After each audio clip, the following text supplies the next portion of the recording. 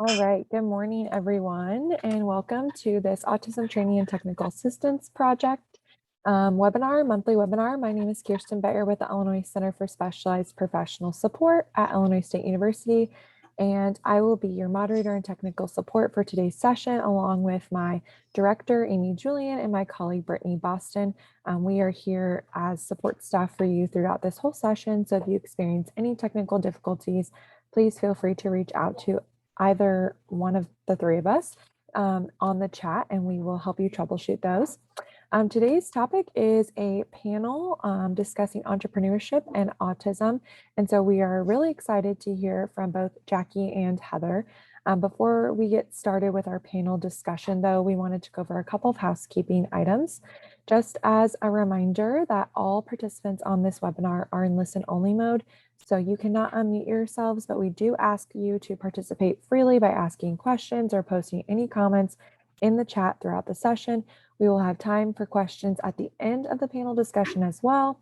And we will facilitate your questions in the chat so that everyone can hear the question on the session. So we ask that you, for your full participation throughout the chat, throughout the session. And then a reminder that this session is being recorded, and the recording will be up on our Autism Training and Technical Assistance Project website, which I will put that website in the chat momentarily. Allow us about 48 hours to get that recording up, but we will have the recording available for you, as well as the slide deck from today. You can also access all of our past monthly webinars for our ATTA project on that same website. So if you missed one in the past that piqued your interest, you can feel free to access those there on the website. And then in an effort to be as accessible as possible, we are offering closed captioning, live closed captioning on this session. You can turn that on by accessing the live transcript button on your Zoom toolbar at the bottom of your Zoom session. And then at the end of this session tomorrow, we will be posting a link to a survey, a follow-up survey regarding this session, and just all ATTA training sessions as well. And we just ask for 5 minutes out of your workday to provide us with any feedback. It would greatly help our professional development team. And with that, I'm going to hand it off to my director, Amy Julian, who will be facilitating the webinar. Good morning, everyone. Welcome. Just a little bit of background with the Autism Training and Technical Assistance Project. The Autism Training and Technical Assistance Project is a project that is funded by the Illinois State Board of Education and housed at Illinois State University. We develop and present resources that assist individuals with autism and their families, in their transition from secondary education to post-secondary education. We provide training, support, and important to stakeholders as they work through this equitable experience for individuals on the spectrum. And so really, if you haven't been to our website, we encourage you to go there. There is resources for employers, there's resources for parents, there's resources for students who are on the spectrum, and then also for post-secondary and secondary educators as well. A little bit extra about there. So we are the Illinois Center for Specialized Professional Support, and ICSS creates, supports, and delivers professional development for educators.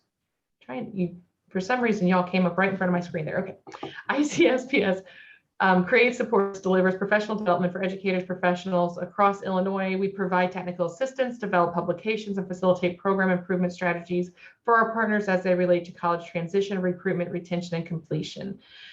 We encourage the achievement of special population learners as defined by Perkins. And we have grants that work within the community college space, within the secondary space, within the special education space, and also within the workforce space. So if you're looking for resources to assist students, we're a great place to come and look. And again, this is our website there, and Kirsten's going to be posting that in the chat shortly. And as I said before, this is a partnership between the Illinois State Board of Education, Illinois State University, and the Autism Training and Technical Assistance Project. So in the chat, I'd like you to post real quick. 1, if you're in the Chicago area, we've got a map here. 2, if you're in the East region.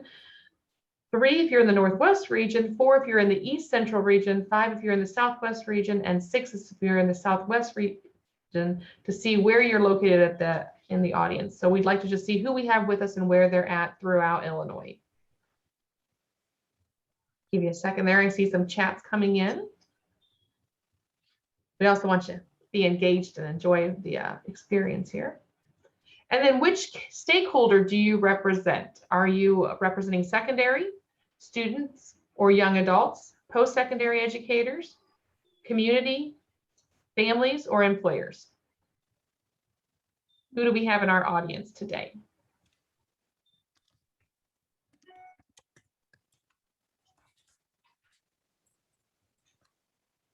Like we have a little bit of everybody, post-secondary, secondary, families, employers. Fantastic. So we're very excited to have you all with us here today. So I want to start off and do some welcome and introductions, and I'm going to ask each of the panelists to introduce themselves, tell a little bit about their business and their student, their child, and how these things, well, not really how they got started yet. We'll get to those questions, but just an introduction of who you are and what your business is. Heather, you want to start or you want me to? Oh, you can start with Heather. Okay. Either one works. I just can't see faces. There we go. There we are. Gotta love Zoom. It's quirky all the time. So Heather, if you'd like to start, just give a welcome and introduction. Okay, I am Heather Corson, and I have a son with autism who is 21. He has a little business of his own that he's extremely talented with drawing. Everything in our house has a drawing on it, including every bill that's on the counter. So we took his drawings and now we put them on t-shirts and Christmas ornaments and mugs, whatever we can find that we can sublimate, basically. We started doing this about, I'm going to say 5 years ago, because our school didn't have a work program. So it kind of started out that way, just to kind of help him get some job skills and find something for him to do in his future. Excellent, thank you. And Jackie? My name is Jackie Mace. I am the parent of 4 kids, one of which has autism. He'll be 25 at the end of this month, along with his twin. I'm the president and founder of Autism McLean. We founded that in 2002, so just about 20 years ago. And we now have a home business of making candles. Fantastic. So we will be posting in the chat both of these amazing businesses because I've been to both and they're fantastic. The Smelly and Ellie candles smell amazing, and I have quite a few of the Thomasaurus Prince t-shirts that I wear all summer. So our first question for the panelists this morning, and we really want to thank you both for being here today because this is a great opportunity for everyone to hear about entrepreneurial enterprises within students with autism. So what types of supports were used to assist you in developing your business? For mine, we'll start with Heather this time. I would say actually I didn't have a lot of support or guidance. I just owned my own business, so I was able to kind of put his business in with mine a little bit. Like I said, I mainly did it for the school. We started out by taking the heat press. I took the heat press to the school twice a week to give the kids something to do, basically, for work. We started out to try to be a nonprofit. That was way too hard for me to keep up with and understand. We didn't have the money to pay somebody to help us. So honestly, I can't say we had a whole lot of help. Okay. I wish we had. So it would have been a lot easier. Yeah.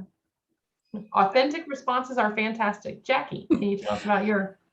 I would say that our biggest assistive device was the internet. I mean, we had to do so much research on candle types or wax types, wicks types, different kinds of fragrances, which ones were clean burning, how long do they burn, how long should they burn, what should they look like, how do you form an LLC, how do you get through the paperwork, watching YouTube videos. I mean, it was just a lot of self-learning. I mean, finding the information out there and trying to organize it into a workable business for us. Fantastic. Thank you both. So we're going to start with Jackie this time. Can you describe a challenge you encountered when creating your business and your business model for Smelly Alley Candles? Probably as much as anything, lack of knowledge. I mean, we kind of got started my son is very crafty, as in he's got to be doing something. And if you don't supply him with appropriate materials, he will finger paint the bathtub with colored food dye. He will find something to create. So we usually try to find different things around the house to do. And so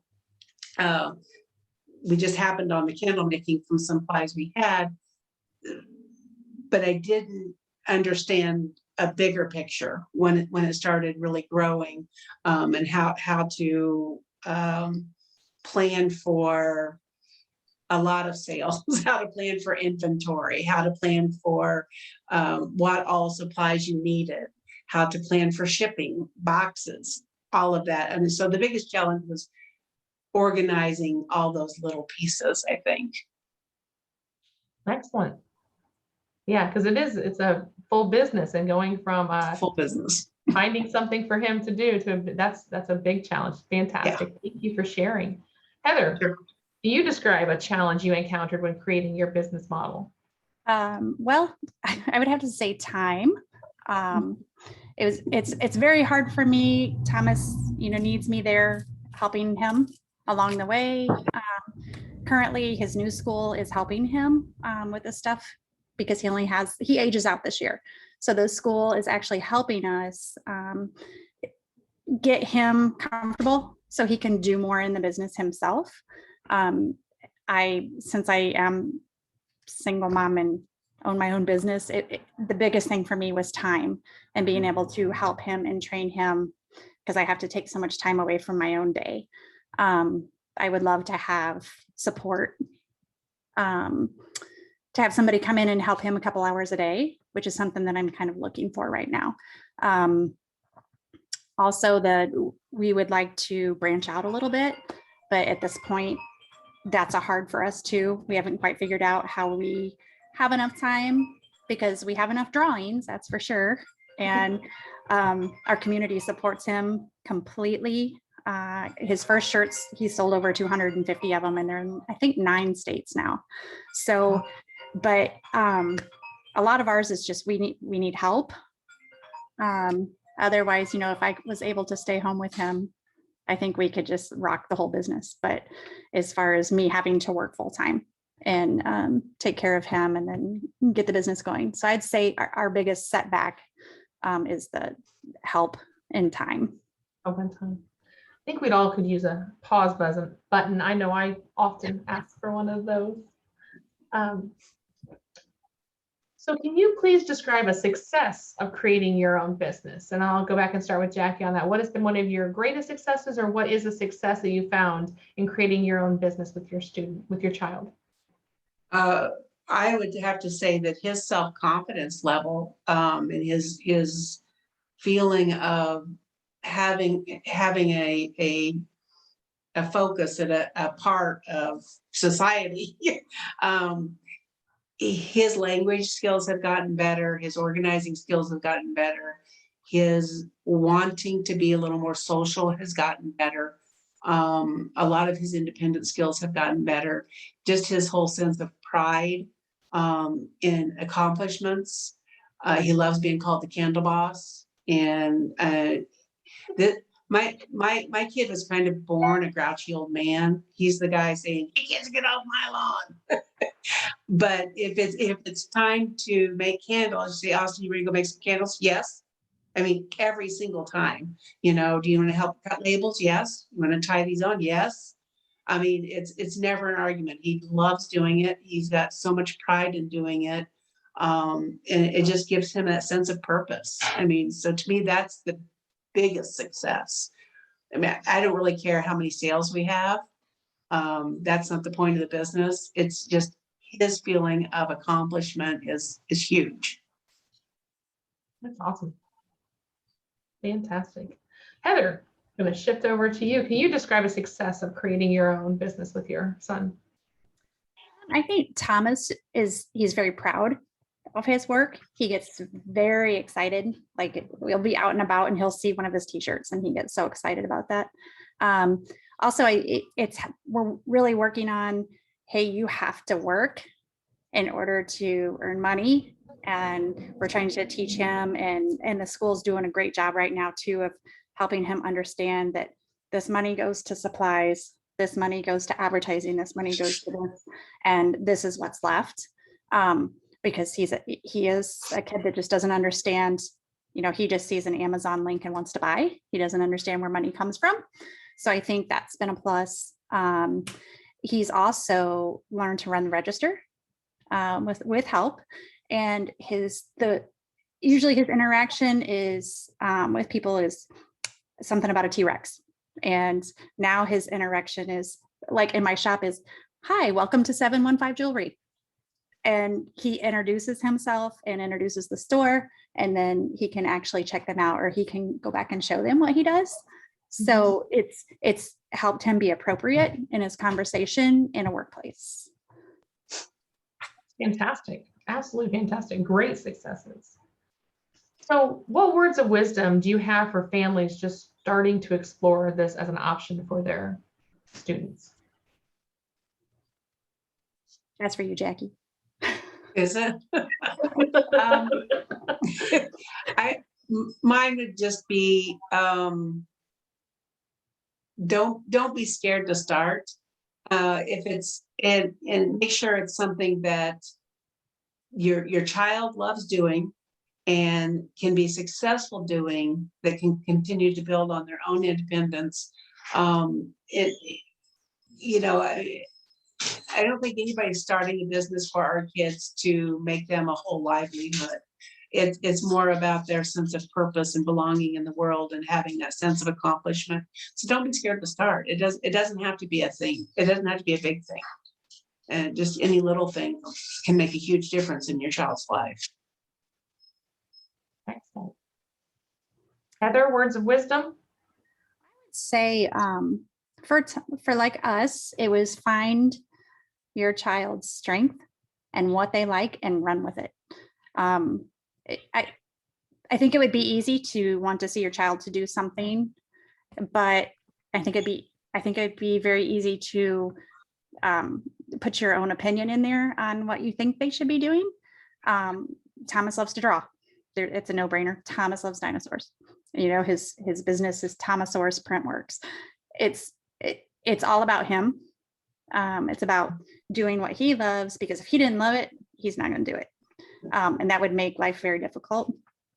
But I would say if you know your child's strength, run with it, because I think they're all given a skill for a reason. And I think it's unfair to them if we can't help them use that.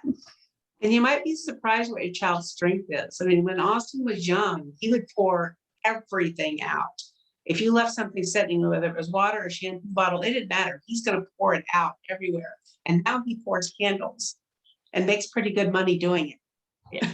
So. And he is proud. I've seen Austin bring candles in. Yeah. He is proud of it, which is awesome. Thank you. Great. I'm just very motivational sharing. Kirsten, what questions do we have for the panel from our attendees? Are there any questions in the chat? Yes, there are a couple. So have either of you used a consensus group to include other stakeholders in the community with developing your businesses? We have tried that here and it was helpful. I can't say that we've used a consensus group on developing, but I think because I was the president, or I am the president of Autism McLean, we have a pretty big following, and there's a pretty big word of mouth. And so, when we were starting the business, it was literally just crafting and posting a couple pictures, and people are you going to sell those? And then requests started coming in for different fragrances. And different types, and are you going to have wax melters, and are you going to have this? And so that helped us to guide us to what we should be carrying and what we should be doing when we tried to start building things. Did that answer that question? It did. Fantastic answer. Heather? Me? Gosh, Thomas still being in school his last year. This year we've had great support from the school helping us, get things going with knowing that that's what he wants to do after May.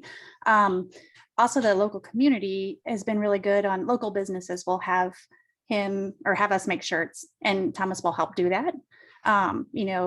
Example, the plumbing company in town, we do all the plumbing shirts. And when Thomas is around, he helps do that. He can cut them, he can put them straight, probably straighter than I can.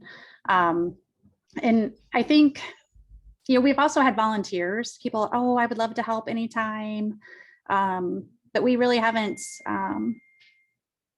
really like reached out to anybody to help. But I think when people hear about the business, then they want to. Excellent. Thank you. Kirsten, any other questions? Yes, one more. We have, how did you start the websites for your businesses and what hosting sites did you use? Heather, you want to start? Well, so I already had my own website for my jewelry store, and we used to put his stuff on there. And currently we don't have a website for Thomas, and it's all just a time issue, me not having enough time to do it. So I would love extra volunteers to help with that. So I don't know if I put that out in the community, but before we used 3D Cart, which was fantastic. Very easy to use. You get lots of options because when you buy t-shirts, you have different, colors and that kind of thing that they can choose from. We've also used Square's website, which is super easy. I like Square a lot because everything's integrated, in one. It keeps your financial stuff. It keeps your orders. You can do shipping. So I think for ease, for a small business like this, I think Square is where I would go. That's what we use is Square.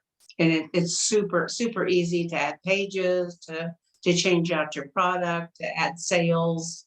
And I mean, it was a little bit of a learning curve because I didn't know anything about website and design and how do these things work. But you get a basic site for free through Square. If you have where you do your sales through Square, you've downloaded the app and everything, you can do some pretty basic stuff for free. And then even if you want to pay a little bit, it's not very much to be able to up what you can do through them. So keep track of your inventory, which is nice. Yeah. Throughout different, like if you have a store and at home, it can keep your track of all of your inventory. Right. Together. If you've got 5-6 different stores that you're selling inventory at, which we do, you can track each of those as long as you've coded them and stuff, which I haven't. Inventory still sucks for us. People just want to bring more candles than we do. But it does have that capability. Yes. Awesome. Thank you. We have a couple more. So Sabrina, who was discussing about the consensus group and asked if either one of you had held a consensus group, she kind of shared a little bit more about what they did. So they held a consensus group with a student while he was in high school. And it was nice to work on goals and skills toward the business, living, working, and learning. And it was nice to see people contribute and support ideas. So that was kind of a little tidbit about her explaining kind of what they did further. But she also had a question of, did either of you apply for any sort of funding as a Kickstarter for materials for your businesses?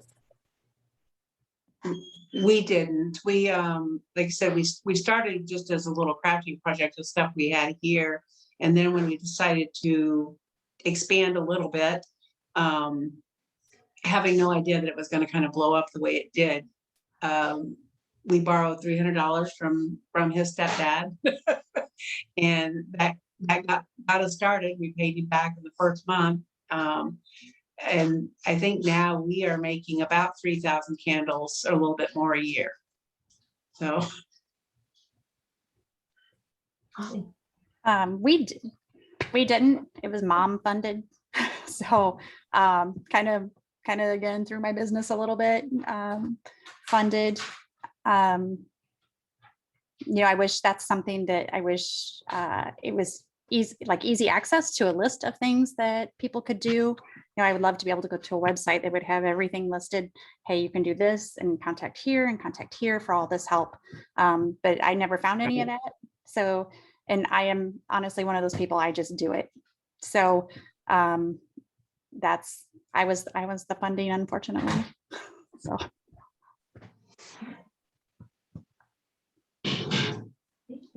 Any other questions for the panel? I don't think, I don't see any right now. Sabrina says thank you to both of you for answering her questions. And I did go ahead and put the Smelly Ellie Candles website in the chat. So if you would like to check that out, if you're an attendee, feel free to do so. But I don't see any other questions at this time, Amy. Any other final comments from our panelists? Anything you'd like to share out? Challenges, barriers, successes? No, I mean, thank you for listening and stuff. If you're a teacher, if you're school personnel, really work on those skills with the kids, not just life skills, but skills that will help develop their talents, help them find their way, help integrate the community and their parents in those plans to make sure that they're really reaching their full potential. I agree with that. And I think it's important for parents, if you have an idea and your kid's still in school, your child's still in school, you can integrate that into what they're being taught at school. Like I said, we got lucky this year and that's happening for us. And it's going to make a huge difference because it's going to be easier for them to have those skills before they graduate from school and before they're in your care at all times. Right. Like as far as Thomas, he'll live with me forever. So it's nice for him to have those skills now so that I don't have to try to do all that on my own later. And honestly, the school that's working with Thomas right now, they are delighted and they are so excited to see his progress on, his work skills. And they even work on skills in the classroom and outside of the classroom to help him, so he's prepared. And so, as a mom, I want him to be prepared because we're all busy and most of us have jobs and we can't do it all by ourselves. Fantastic. Thank you. Thank you both of Jackie and Heather for coming and sharing today. I know both of you were kind of like, well, I do it, but it's such an awesome, wonderful business that you both have. As I said, I have the t-shirts, I have the candles, and it's also just a great experience for our parents, our families, and the community to hear how these entrepreneurial opportunities started and where, they can get involved. Last thing I want to kind of cover is if you haven't been to our Autism Training and Technical Assistance website, please go on there. We have some great resources. Our next webinar will be next month. For December, we're looking at that transition into post-secondary. So we will have Hallie Moss back with us again, and she's going to talk about what are some tips and tricks and guides in designing as you're not only applying for post-secondary education with your student, but also transitioning that student to post-secondary. All of our sessions are recorded and available on our website. As Kirsten said, they're available about 48 hours after the session. We're also going to be moving into neurodiversity in the spring and looking at cultural competency around individuals with autism for the spring sessions as well. So if you have any questions, please post those in the chat, or you can reach out to me, Brittany, or Kirsten at any time. And then just in closing, I really want to thank Jackie and Heather for your time today. And we really appreciate everything that you're doing. And we love hearing the story and the success of your students. And it's been great having you with us. Any other questions, Kirsten, or anything else in the chat? No, I just wanted to kind of put a quick plug in that Brittany did say that the shirts and the candles make great holiday gifts as the holidays are coming up. So I wanted to give a quick shout out to Brittany for mentioning that because they really, truly do. And then I also wanted to say, if you do have a brief moment, we would appreciate and welcome any and all feedback about this session, or if you have any interest in future topics that you would like to hear about, we would welcome all that feedback. So I posted the survey for this session, for the feedback of this session in the chat. So if you have a couple minutes out of your workday, we would love that feedback. I also went ahead and posted the website again, and I posted our support email for our center if you would like to reach out to our team about this session or anything else regarding the ATTA project. Thank you guys for having us. Yeah, thank you. Thank you so very much for your time. It was great having both of you. So thank you all and have a great day. And keep warm. It's looking gorgeous out there, but it's not raining, so we're good for Illinois for fall. Thank you. Hey, Amy, we have a new shirt, by the way. Oh, I'll be Do in. you? I'll be in. We have a T-Rex wrapped up in Christmas lights. Aw, So cute. Very nice. Thank you all. Have a great day. Thank you. thank you.